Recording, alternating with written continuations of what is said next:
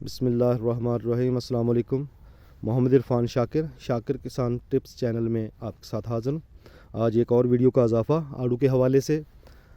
Season आड़ू के लगाने का शुरू हो चुका है। आपको मार्केट में जो नर्सरियों में आड़ू के पौधे अवेलेबल हो चुके हैं, मिल सकते हैं। अगर आप आड़ू लगाना चाहते हैं तो उसके मुतल्लिक़ा मैंने एक पिछली वीडियो शॉर्ट बनाई थी, जिसमें कुछ मैंने टिप्स दी थी। तो आज आड़ू की काश्तकारी के हवाले से थोड़ी सी इन्फॉर्मेशन दूंगा। दिसंबर का महीना निसफ़ हो चुका है। जनवरी, फरवरी और मार्च तक हम आड़ू की काश्त कर सकते हैं। अभी जो लगे हुए फील्ड है अभी डॉर्मेंसी में नहीं गए, और नर्सरी में जो पौधा होता है वो डॉर्मेंसी में जल्दी चला जाता है। सिंगल स्टेक होता है, जहाँ थोड़ी बहुत उसके ऊपर शाखें होती हैं।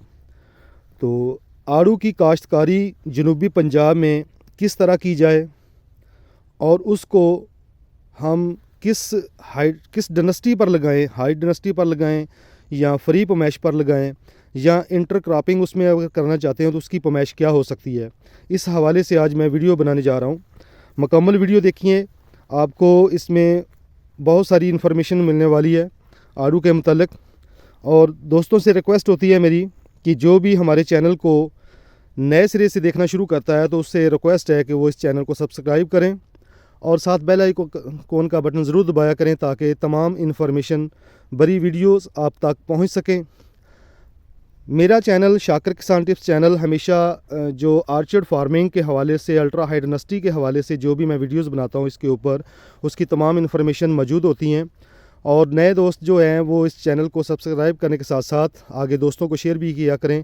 और पहले से जुड़े हुए दोस्तों से भी रिक्वेस्ट है कि हमारे चैनल को आगे ज़रूर शेयर किया करें, हमारी वीडियोस को आगे शेयर किया करें, ताकि आपकी वजह से दूसरे लोगों तक हमारी इन्फॉर्मेशन और कोई नॉलेज पहुंच सके।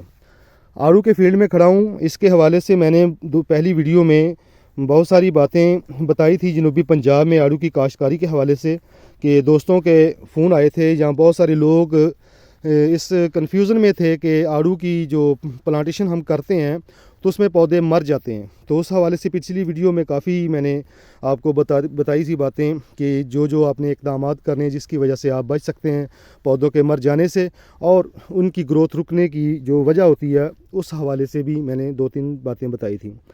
तो इस वीडियो में मैं सिर्फ ये बताना चाहूँगा कि जो सीज़न जा रहा है ये आड़ू की या किसी भी बाग की फार्मिंग का सीज़न है, नवंबर से शुरू हो जाती है। सिट्रस की फार्मिंग, जो सिट्रस के बाग लगाने के शौकीन हैं वो अक्टूबर नवंबर से शुरू कर देते हैं।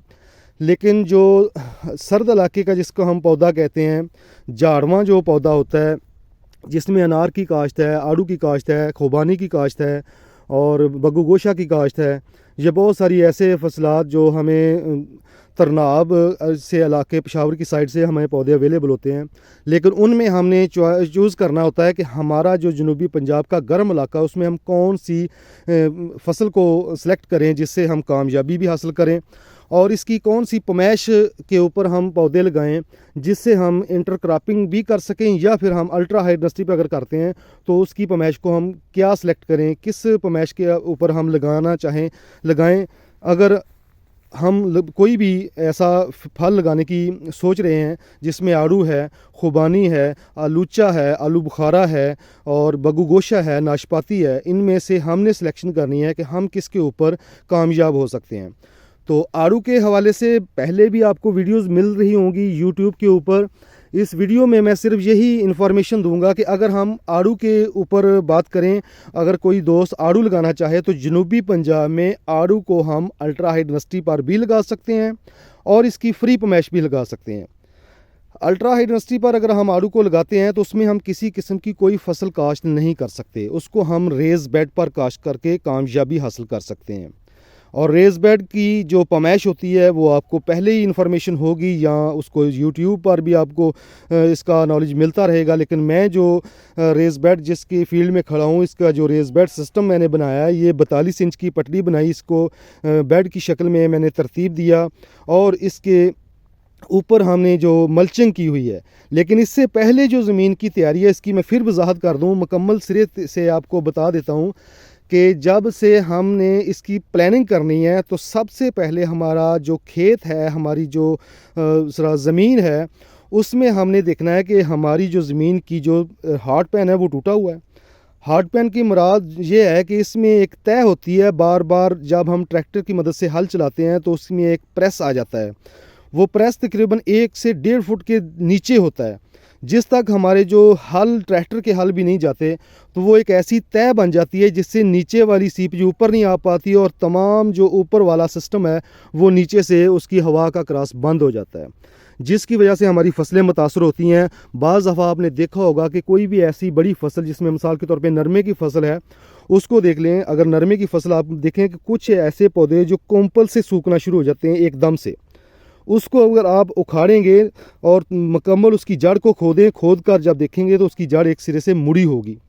उस मुड़ने की वजह है कि नीचे हार्ड पैन था, हार्ड पैन से नीचे जड़ का गुजरना मुश्किल हो गया और जड़ जो है वो अपना काम करना छोड़ गई और ऊपर से पौधा सूखना शुरू हो गया, और जिसको हम अखेड़ा भी कहते हैं। बाज़ दफ़ा आपने नरमा की फसल, कपास की फसल में अखेड़े की जो वजूहात होती हैं वो हार्ड पैन के ना टूटने की होती हैं। तो पहले हमने क्या करना है कि ज़मीन को वतर हालत में उसका एक अंदर चीज़र चलाना है, गहरा चीज़र चलाकर उसका हार्ड पैन तोड़ें और उसके बाद लेज़र करवाएं। ज़मीन का लेज़र होना बहुत ज़रूरी है, क्योंकि जब आप बाग लगा लेते हैं तो उसके बाद लेज़र का होना मुश्किल हो जाता है। और लेज़र के बाद आप अच्छे तरीके से इसको तैयार करें, उसमें गोबर की खाद डालें, 2 से 3 ट्राली खाद की डालकर उसको अच्छे तरीके से तैयार करके जो भी आपने फसल लगानी है उस फसल को बो दें।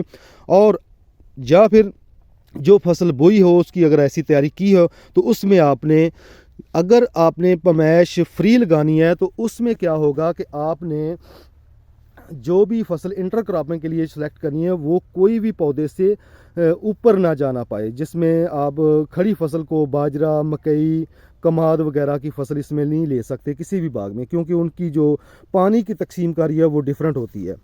इसमें आप चारा जात इस्तेमाल ले सकते हैं और सब्ज़ियां काश्त कर सकते हैं। तो सब्ज़ियां और चारे के लिए जो पमैश है वो अल्ट्रा हाई डायनेस्टी से नहीं आप हासिल कर सकेंगे। उसके लिए आपको जो फ्री पमैश में जाना पड़ेगा। फ्री पमैश में इसकी 18 फुट बाय 18 फुट या फिर आप करेंगे 18 by 20 foot, plant to plant 18 foot और रो टू रो 20 फुट। और दूसरी पमैश है 20 बाय 20 फुट और 20 फुट प्लांट टू प्लांट और 20 फुट लाइन टू लाइन।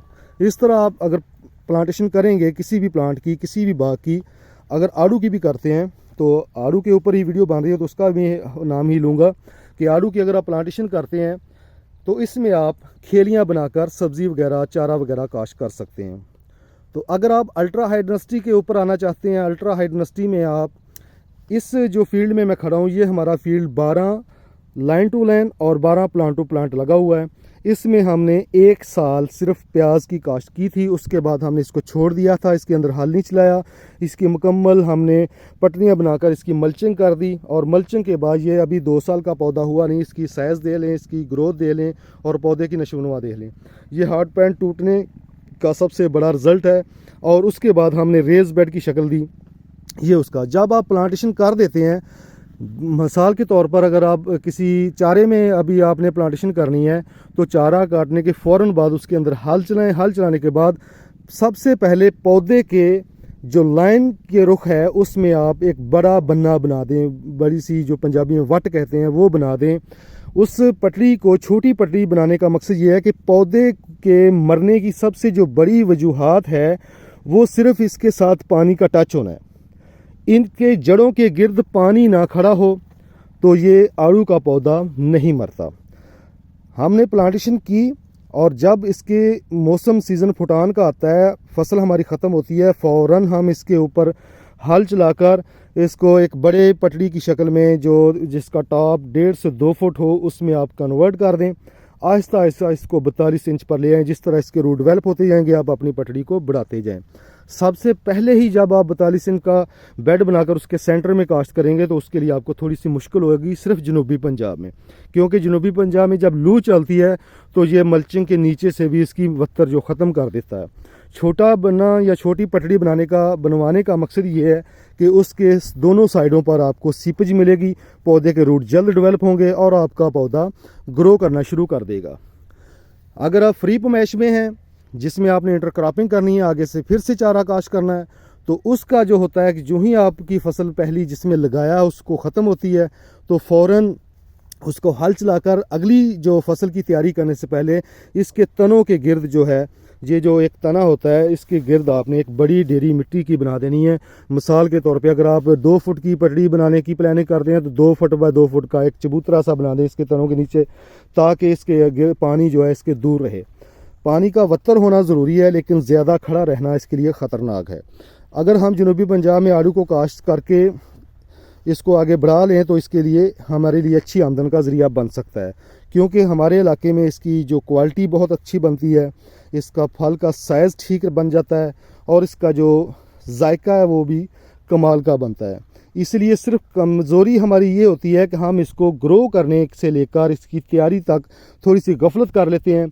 अगर हम प्लांटेशन करते ही इसको एक बनने की शक्ल बना लें, एक छोटी सी पटड़ी में इसको आगाज़ में प्लांटेशन करें तो भी ठीक है।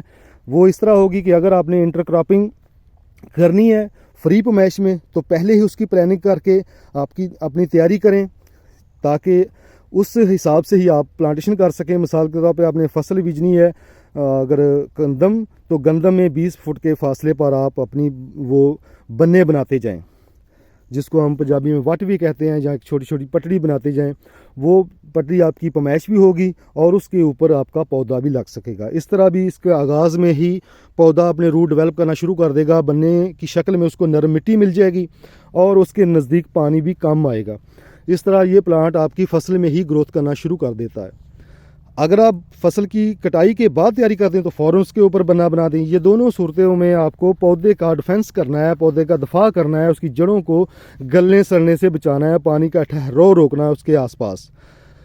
और उसके बाद जो भी आपने नेक्स्ट तैयारी करनी है उसकी फसल वो उसी 20 फुट के दरमियान में आप फसल काश्त कर सकते हैं। लेकिन आड़ू जनूबी पंजाब में कामयाब है, बग्गू गोशा जनूबी पंजाब में कामयाब है। अलूचा खुबानी के बारे में मैं कुछ नहीं कह सकता, वो कहीं कामयाब कहते हैं कहीं नहीं, लेकिन आड़ू एक अच्छी आमदन का ज़रिया बन सकता है आपके लिए। बग्गू गोशा नाशपाती अच्छी आमदन का ज़रिया बन सकता है आपके लिए, लेकिन बग्गू गोशा और नाशपाती की फ्रूट अर्निंग लेट होती है। आड़ू दूसरे साल फल पर आना शुरू हो जाता है और तीसरे साल आपको भरपूर फ्रूटिंग दे देता है। इस तरह ये जिस फील्ड में मैं खड़ा हूँ इसकी अभी उम्र 2 साल नहीं हुई, तो इस साल हमें उम्मीद है कि इसके ऊपर भरपूर फ्रूटिंग होगी, तो ये हमारा दूसरे साल का फल होगा। इसी तरह आप प्लानिंग करके अगर किसी भी आर्चर्ड को सेट करते हैं तो उसमें आपको कामयाबी मिल सकती है। हमेशा हमारे साथ जुड़े रहिए, हमारी वीडियोस में आपको हमेशा नई नई इन्फॉर्मेशन मिलती रहेगी। आड़ू के मतलब नेक्स्ट जो वीडियो होगी वो इसकी कटिंग के हवाले से होगी। इसकी अभी डॉर्मेंसी शुरू नहीं हुई, जो ही इसकी डॉर्मेंसी शुरू होती है इसकी डॉर्मेंसी की शक्ल में हम इसकी कटिंग करेंगे, इस पौधे के स्ट्रक्चर को मेंटेन करेंगे कि हमने पौधे को कैसे मेंटेन करना है ताकि इस 12 बाय 12 की पमैश के अंदर रहते हुए हम इसके ऊपर अच्छी फ्रूटिंग ले सकें और इसके पौधे की बनावट को खूबसूरत बना दें, ताकि ये पौधा लॉन्ग लाइफ तक हमें अर्निंग देता रहे। इसी तरह ही किसी भी फील्ड में किसी भी बाग को हम जब उसकी आर्चर सेटिंग करते हैं, प्लांट सेटिंग करते हैं, प्लांट का स्ट्रक्चर सेट करते हैं, आर्चर का स्ट्रक्चर बनाते हैं, तो उसी स्ट्रक्चर के ऊपर ही आपके डिपेंड करता है कि आपको किस तरह की अर्निंग आ सकती है, आपका पौधा कितनी लाइफ तक बेहतरीन प्रोडक्शन दे सकता है, परफॉर्म कर सकता है। यही वो चीज़ें होती हैं। अगर हम प्लानिंग के साथ चलें उसमें इंटरक्रॉपिंग भी ले सकते हैं, वो हमें आमदन का एक एक्स्ट्रा ज़रिया होता है। और अगर हम मिस प्लानिंग करेंगे तो फिर उसमें हमें मुश्किलात का सामना करना पड़ेगा, जिससे हमें काफ़ी सारी दुश्वारी आएगी और हमारी मैनेजमेंट ना होने की वजह से प्लांट भी डिस्टर्ब होगा, हमारी आमदन भी डिस्टर्ब होगी। इसी तरह जो भी सवालात हों वो किसी सीनियर से, किसी माहिरीन से पूछकर इस्लाह करके ही प्लान किए जाएं, ताकि आपको मुश्किलात का सामना ना करना पड़े। इसी तरह इंशाल्लाह नेक्स्ट वीडियो में आपको मुकम्मल इसकी कटिंग और इसकी जो प्रूनिंग, शाख प्रूनिंग होगी उसके हवाले से वीडियो बनाएंगे। अगली वीडियो में मिलते हैं। आज की वीडियो यहीं पर ख़त्म करता हूँ। वीडियो देखने का बहुत बहुत शुक्रिया। शाकिर किसान टिप्स चैनल में मोहम्मद इरफान शाकिर को दिए इजाज़त। अल्लाह हाफिज़।